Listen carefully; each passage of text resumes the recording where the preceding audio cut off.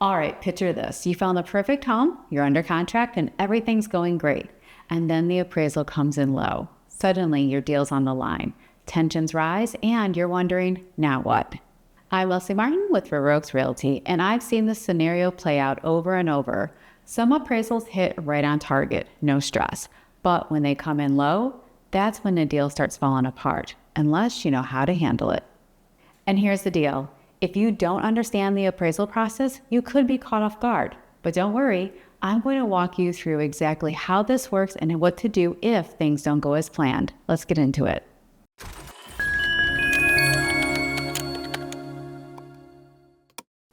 First, let's talk about what an appraisal actually is and why it matters. An appraisal is an independent evaluation of your home's value by a licensed appraiser. If you're using a loan, your lender requires an appraisal to make sure the home is worth what they're lending you. Key factors in an appraisal include recent comparable sales, the home's condition, upgrade and size, and market trends in the area. Bottom line, the appraisal protects both you and the lender from overpaying, but that also means a low appraisal can create big problems if you're not prepared.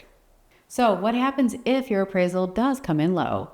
That's where things can get messy, but don't worry, we're covering that later. So, how long does this process take? Typically, the appraisal happens 1 to 2 weeks after the offer's been accepted, and here's what that looks like. First, the appraiser visits the property. This usually takes a few days to schedule the appointment.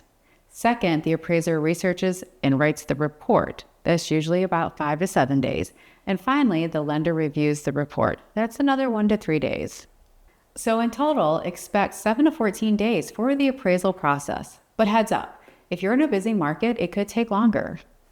So now that you know how long this process takes, let's talk about what actually happens after the appraisal comes in, because this is where things can get interesting. Best case scenario, the appraisal matches or exceeds the purchase price.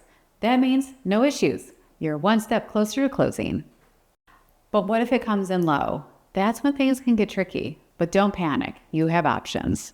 You could renegotiate the price with the seller or challenge the appraisal with additional comps from the market. You could make up the difference with out-of-pocket cash, or you could walk away if the contract allows it. So realistically, most sellers do not want deals to fall through, so they may be willing to negotiate. And if you're a seller watching this, be ready to provide solid comps to justify your price. But here's the thing, there are smart ways to avoid appraisal issues before they even happen. I'll give you my best tips next. Here are some pro tips to help you avoid appraisal headaches. Work with an experienced real estate agent.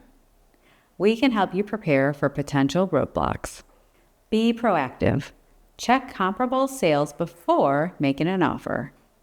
You'll really want to prepare the home for the appraiser. Clean, highlight upgrades, and provide a list of improvements. Make sure you know your negotiation options. If the appraisal comes in low, don't panic. You have choices. And before we wrap up, I want to hear from you, because appraisal surprises happen more often than you think. The appraisal process doesn't have to be stressful.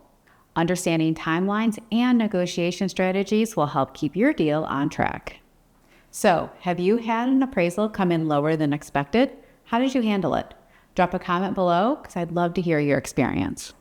So if you found this helpful, don't forget to like, subscribe, and share this with anyone buying or selling a home. You can find me on Instagram at Leslie E. Martin, DTW, or visit my website at leslieemartin.com. I'm Leslie Martin with Oaks Realty, and I look forward to helping you make your next move.